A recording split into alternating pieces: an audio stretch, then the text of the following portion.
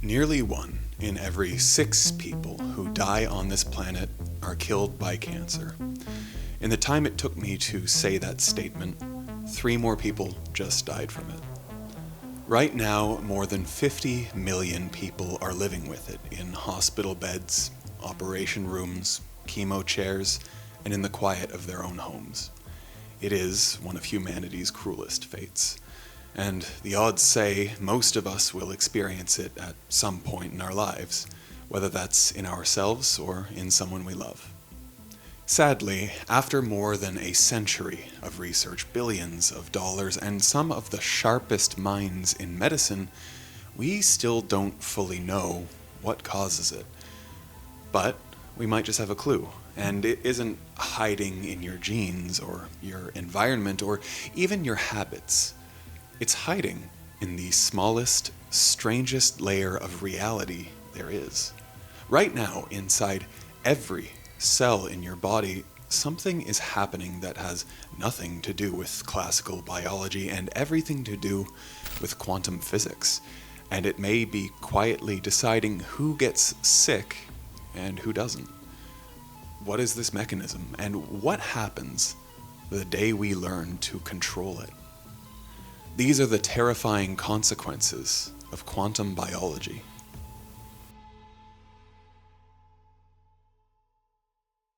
Chances are you're watching this inside the 4 walls of a room, so try, just for a second, to phase through one of those walls to get to the other side. You can pause the video and give it a shot. I'm guessing it didn't pan out. You would need a door or a window, and even if there's no roof, you would need the energy to climb over it instead. That's how the world is supposed to work. For you, for the walls, for basically everything at human scale. You push hard enough to go over, or you find a gap, or you just don't get through. Except at the quantum scale, that rule breaks. A proton can pass straight through a wall just like that. It doesn't have to go around or over. It doesn't even need a door or a window. It literally just goes through it as if the wall was never solid to begin with. Physicists call this quantum tunneling, and it isn't some rare phenomenon that's trapped in theories and physics labs. It's happening inside your cells right now, billions and billions of times over. Quantum tunneling happens inside the enzymes that keep you and I alive. These are the molecular machines responsible for copying your DNA every time a cell divides.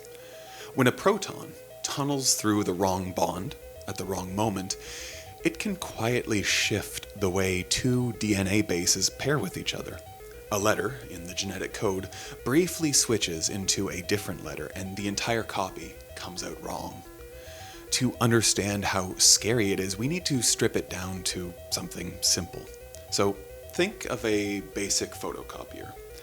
Every time it runs, it produces a copy of a page. It's over and over again. It's happening millions of times, and it's not complaining. Occasionally, though, the copier makes a mistake. A slight smudge, maybe a faded letter, or just a line that doesn't quite align. When that happens, you can usually find the reason. It's a worn drum or a speck of dust, a part that's just aging out of tolerance. Now, imagine the copier was making mistakes for no apparent reason. Not because it's broken, not because of dust, or wear, or age. It simply, every so often, produces a different result than the one it was supposed to, because the very physics running underneath the machine allows for it. There is no fault to find, no part to replace. The error isn't a malfunction. It is a feature of the materials the copier happens to be built out of. That's similar to how tunneling works. A real copier's errors are always traceable, in theory, to a physical cause that you could isolate and then fix. A cell copying its own DNA does not have that luxury. Some of its errors come from a layer of reality that doesn't take cause. It just happens, the way A coin doesn't need a reason to occasionally land on its edge. Most of the time, your cells catch this error and they have repair mechanisms built for exactly this kind of thing, but not always. Sometimes the error goes through, and when it does, that single misread letter can be the seed of a mutation.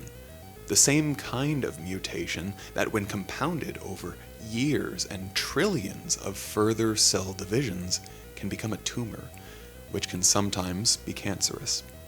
Just think about what that actually means for a second. We have spent a century looking for the causes of cancer in the world around us, a chemical, a virus, bad habits, bad genes, something we did, or something that was done to us. And that's not to say that all of those factors don't play a role. They do, in different ways and at different scales. We have enough evidence to prove that. But none of them have been proven to be the root cause. And perhaps it's because our search was aimed at the wrong scale of the universe.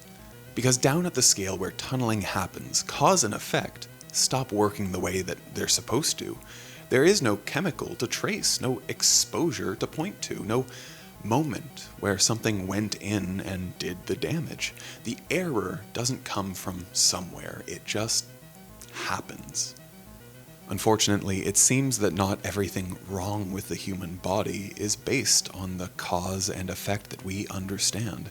Some of it may just be physics, doing what physics does, with no intention and no warning and nothing we can do about it. Well, at least not yet. I know that's not a comforting idea, it's not meant to be, but it raises a question that is far stranger than just what causes cancer. Because if the errors that seed diseases are being generated by quantum randomness, not anything you did, not anything that could have been prevented in any conventional sense, then the question is no longer just what is going wrong inside of us.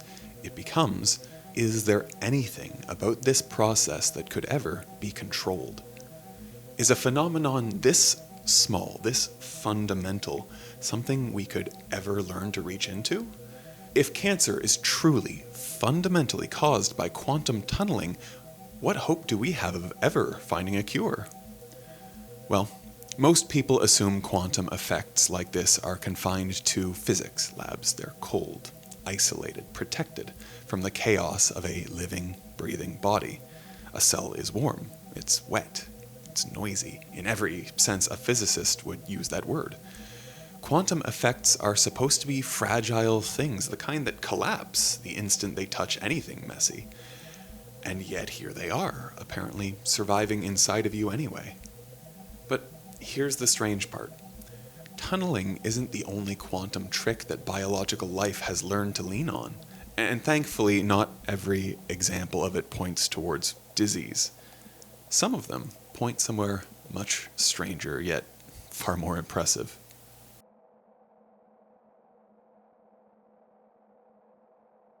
Inside a leaf, sunlight strikes a cluster of molecules called a photosynthetic complex.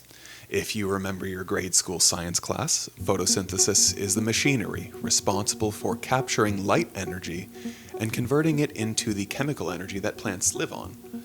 For decades, biologists assumed this was a fairly ordinary process. Energy comes in, hits the molecule, then hops on over to the next one, and then the next, like a ball rolling downhill, until it reaches the reaction center where it gets converted into usable fuel. But then researchers found something that nobody expected. That energy doesn't appear to hop from one point to the next in a simple single-file line.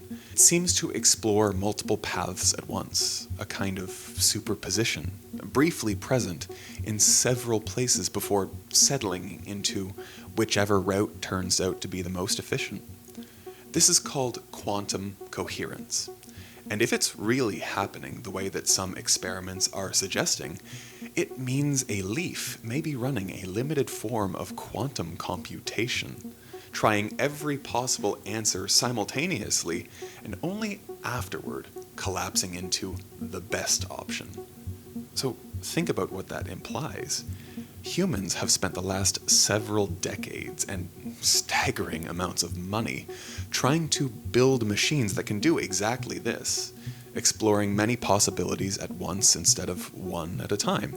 We call these devices quantum computers, and right now we keep them isolated in refrigerated chambers colder than deep space, because coherence is supposed to be almost impossibly fragile. With the faintest disturbance, whether that is heat or vibration or even a stray photon being enough to destroy it. And yet, if the current research holds up, a plant may be pulling off a version of the same trick at room temperature in the middle of a windy field using nothing but chlorophyll and sunlight. Life may have solved a problem that we are still throwing supercomputers at, 1 billion years before we even knew that the problem existed. What makes this even more interesting is that our quantum machines seem to survive by isolating themselves entirely from the mess of the physical world. But life doesn't have that option. Life is warm, it's chaotic, it's constantly being knocked around by its own internal noise, and yet, somehow, that fragile quantum behavior appears to survive inside of it anyway. Well, for now at least, as it's an open question physicists are still fighting over. So here's what we have right now. Like most things in life, quantum biology is both extremely exciting and extremely terrifying. On one hand, an uncontrolled quantum event may be quietly seeding disease and even causing aging, while on another, a controlled, or at least sustained, quantum event may be responsible for one of the most efficient energy processes on the planet. Both are the same underlying layer of reality. Two entirely different outcomes come from it, though. The more I read about these two vastly different outcomes in quantum biology, the more one question continued to press on my mind. If this hidden layer of reality can build something as magnificent as the efficiency of photosynthesis, and it can break something as fundamental as your own DNA, what happens the day that we learn to control it?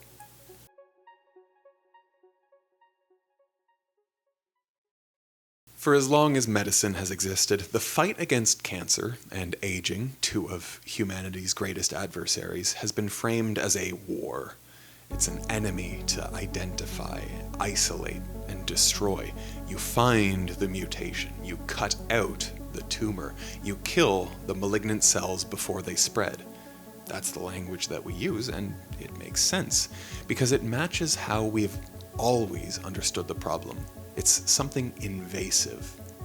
But if some meaningful fraction of that disease originates from quantum tunneling, a process that isn't invasive at all, but rather just an ordinary built-in feature of how matter behaves at that scale, then the war metaphor we've been stuck on for decades might be the wrong one entirely. Because you can't go to war against physics. You can't isolate a law of nature and simply cut it out. However, you might, at least in principle, be able to fine-tune it, control it, and even manipulate it. We've done it with gravity when we discovered flight. We've done it with the atom, splitting it to either power entire cities or level them. We've done it with the genetic code, rewriting the rules of life itself to cure diseases or engineer pathogens far worse. Quantum tunneling might be no different. It feels like a fixed law, immovable, the same way gravity felt immovable before we learned to work with it instead of just falling to it. But a law of physics being universal doesn't mean it's unconditional. If tunneling rates depend on physical conditions, then things like the precise distance between the molecules, the temperature of the surrounding environment, or the electromagnetic forces acting on a bond, then it is a conditional process with a lot of variables. And variables can, at least theoretically, be adjusted. So sit with that for a moment. If replication errors caused by tunneling aren't an unavoidable cost of being alive, but instead they're a dial currently being spun by pure chance, then we might finally be able to learn where that dial is and turn it down. Imagine a future where the goal of cancer research isn't chemotherapy or radiation or surgery, but something closer to developing an internal thermostat. Not attacking a tumor after it's already formed, but adjusting the physical conditions inside a cell so that the errors which seed a tumor are less likely to happen in the first place. Suppressing the replication mistakes before there's anything to fight. Aging too, reframed not as an inevitable decline, but as a rate that, if the physics beneath it can be influenced, might not be as fixed as we always assumed. And that is a genuinely hopeful idea. It's also, right now, almost entirely speculative. Nobody has built this. Nobody knows if it's even physically achievable outside of controlled lab conditions, let alone inside a messy human body. This isn't a claim that the technology exists, or that it's even coming soon. It's a question about where the physics might lead, if we ever get far enough to ask it seriously. But here's where the whole thing gets rather chilling. A dial that can be turned down can also be turned up. And you don't have to imagine what that looks like, you already have the proof. Splitting the atom gave us the power to light entire cities, and the power to erase them in an afternoon. Rewriting the genetic code gave us the ability to cure disease, and the blueprint to engineer deadly bioweapons. Even flight, which gave us the ability to be anywhere on Earth in under 24 hours, something that was unthinkable even 2 centuries ago, is the same technology that's powering modern warfare and drones. Quantum biology, if it ever matures into something that we can actually manipulate, would be no different. Except this time, the target isn't cities or ecosystems. It's the human body itself. If humanity ever develops even a limited ability to adjust the physical conditions that govern this process, then the same capability that could suppress a cancer-causing error could, in principle, also be used to encourage one. Not through anything as clumsy as a death ray or any kind of device out of science fiction. Just through a subtler version of the same precise conditions that we would need to master in order to cure disease in the first place. The specifics of how that would actually work are still purely theoretical, and probably should stay that way in anyone's imagination. What matters isn't the mechanism, what matters is the shape of the capability itself. Because if this dial exists at all, it doesn't come in 2 separate versions, a good dial for curing and a bad dial for harming. It is the same dial. It's the same knowledge. It's the same control over the same layer of physical reality. Whoever holds the ability to suppress a mutation holds, by definition, the ability to cause one. It's both a cure and a weapon, sitting on opposite ends of the exact same dial. And with such a terrifying possibility, only one question remains.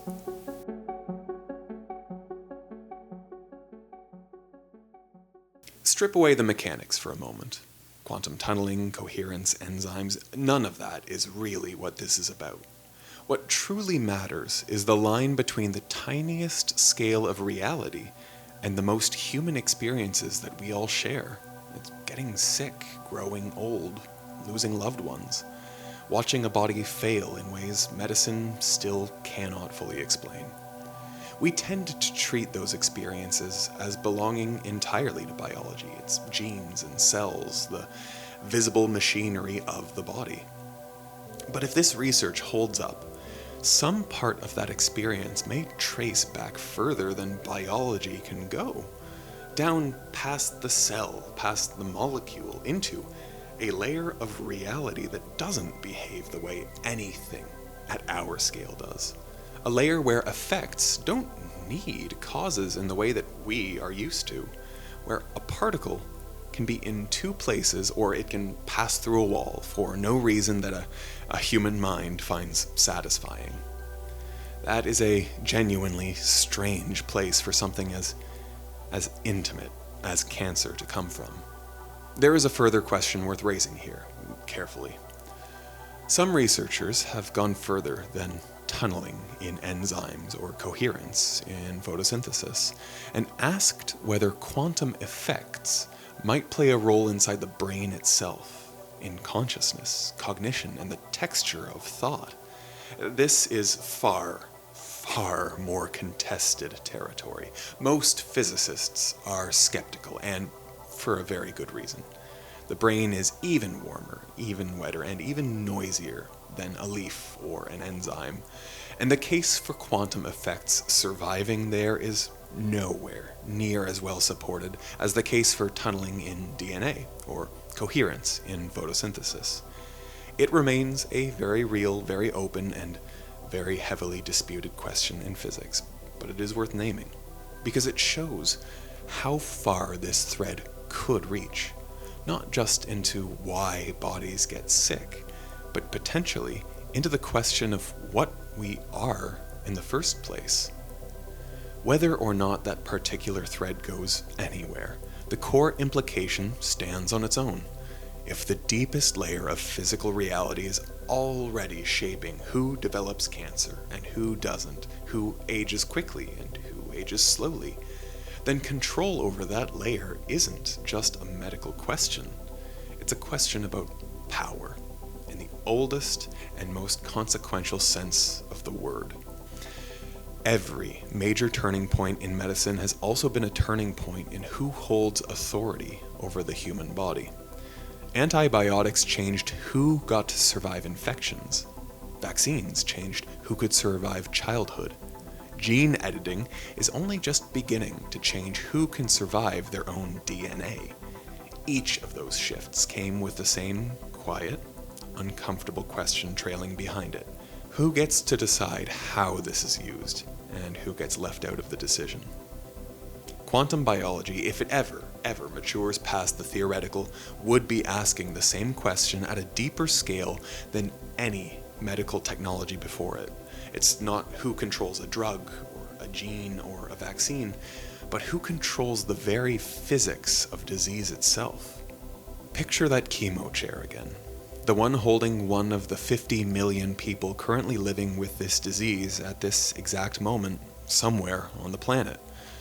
For most of medical history, the story that we have told about what put them there involves a cause that you could point to. A gene, a carcinogen, a virus, something with a shape, something you could blame, something you could imagine fighting against. Now picture the same chair, the same person, but with a different story underneath it.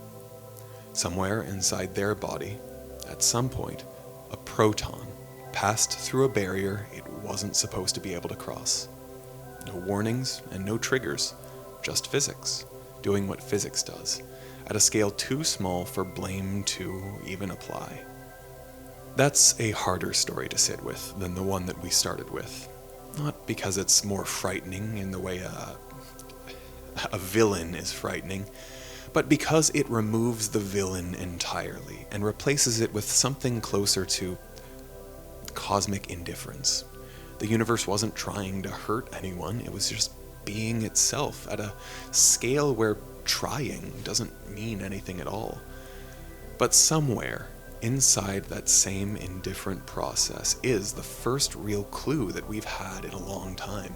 Because if disease can emerge from something as small and tunable as a quantum event, then disease may not be a fixed feature of being alive. It may be closer to a weather pattern. It's unpredictable today, but not necessarily unpredictable forever. Not something that we're doomed to fight blindly generation after generation, but something we might one day learn to read the conditions of well enough to influence. At the same time, we must also be reminded that every capability humanity has ever developed to heal has eventually also become a capability to harm. Fire, chemistry, nuclear physics, genetic engineering. There's no reason, if this thread of research ever matures, that quantum biology would be the first exception in history. The same understanding that could one day quiet a cell before it turns cancerous could, in someone else's hands, do the opposite. And not because the physics of it is evil. Physics never is. But because control, once it exists, doesn't come pre-assigned to good intentions. So it's not, we might cure cancer, or we might weaponize disease. It's both, permanently tied together, the way they always have been with every deep enough power humans have ever uncovered. As humans, we're very attached to our physical form. But what if you're more than just your body, or even your soul? What if you are the entire universe arranged together in a form that can experience itself? Watch this video to find out more.